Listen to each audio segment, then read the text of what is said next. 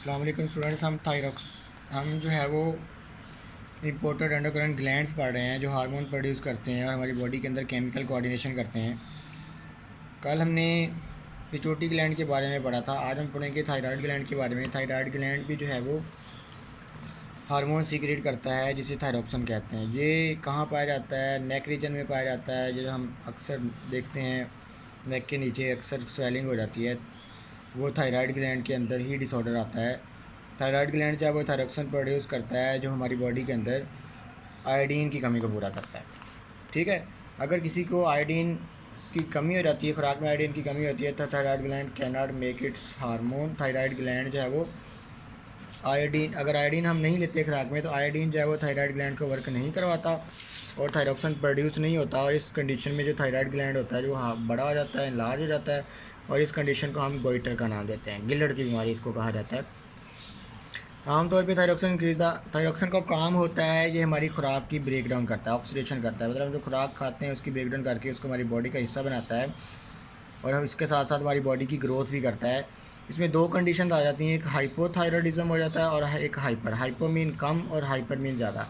Hypothyroidism तब होती है जब थायरोक्सिन कम प्रोड्यूस हो रहा होता है, और इस कंडीशन में जब थायरोक्सिन कम प्रोड्यूस होगा तो ऑटोमेटिकली खुराक की ब्रेक डाउन कम होगी, एनर्जी कम प्रोड्यूस होगी और बॉडी जो है वो स्लोइंग डाउन हो जाएगी, हार्ट बीट जो है वो कम हो जाएगी, बॉडी की ग्रोथ कम हो जाएगी और हार्ट बीट कम हो जाएगी। इसके हाइपरथायरॉयडिज्म की बात करेंगे तो ओवर प्रोडक्शन होती है थायरोक्सिन की, जिसकी वजह से एनर्जी ज़्यादा प्रोड्यूस होती है, हार्ट बीट बढ़ जाती है, स्वेटिंग ज़्यादा आती है, शिवरिंग और हैंड, मतलब हाथ कांपते भी हैं और हाथों पे बहुत ज़्यादा पसीना भी आता है।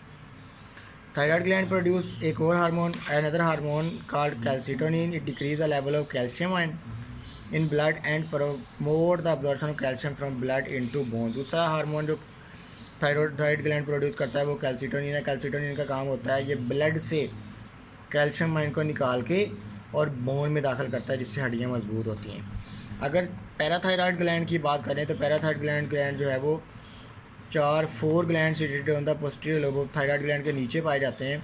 ये पैराथ हार्मोन प्रोड्यूस करता है।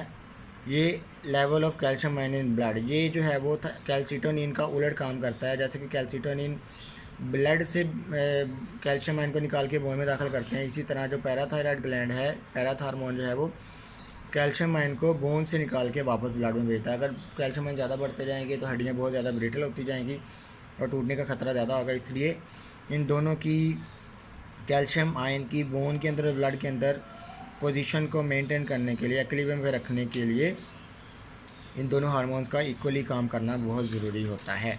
ठीक है, अगर ऐसा हो जाए, अगर if there is deficiency in the production of parathormone blood calcium level fall it lead to tetany. Calcium ion अगर पैराथ हार्मोन कम होगा तो कैल्शियम आयन का लेवल कम होता जाएगा, जिसकी वजह से मसल वर्किंग प्रॉपर नहीं करेंगे, कमज़ोर होते जाएंगे और इस कंडीशन को हम टेटनी कहते हैं।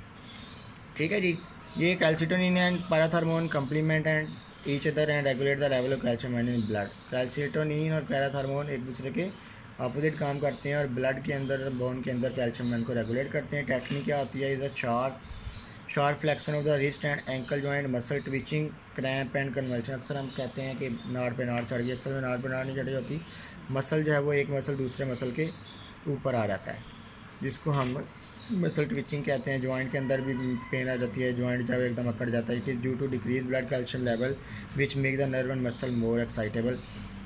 जिसमें कैल्शियम लेवल कम हो जाता है तो मसल जो है वो ज़्यादा एक्साइटेबल हो जाते हैं, वर्किंग उनकी कम होने की वजह से एक्साइटेशन ज़्यादा हो जाती है और इस कंडीशन को हम टेटनी का नाम देते हैं।